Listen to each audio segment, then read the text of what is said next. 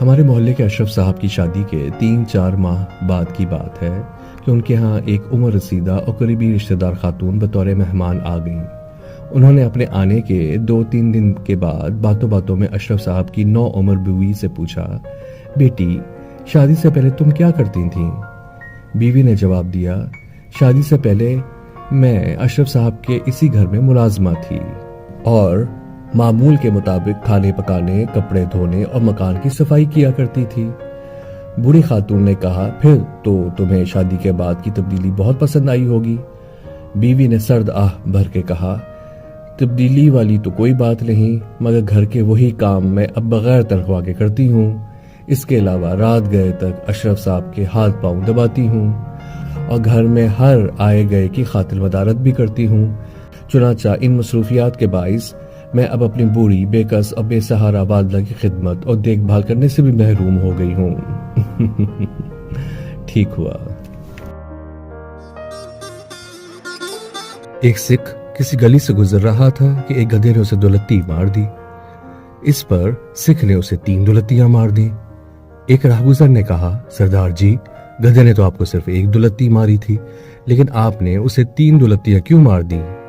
سکھ نے کہا، اس لیے کہ گدھا یہ نہ سمجھے کہ میں اس سے کسی طرح کم ہوں۔ ٹھیک ہوا۔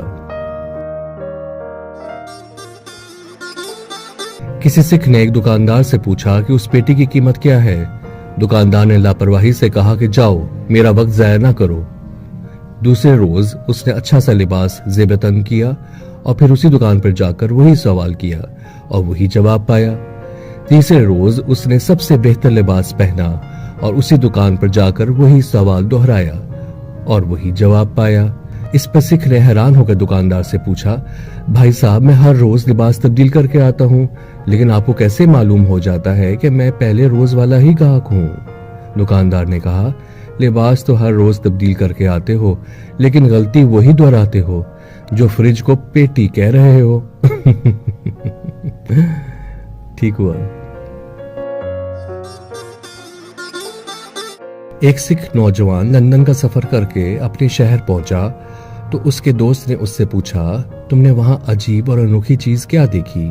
اس نے جواب دیا کہ تعجب کی بات ہے کہ وہاں چھوٹے چھوٹے بچے بھی انگریزی بولتے ہیں۔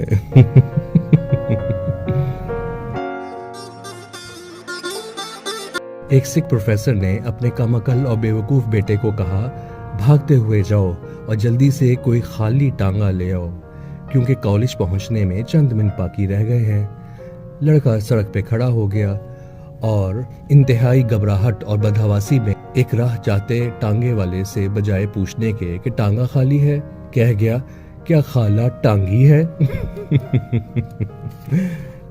واہ۔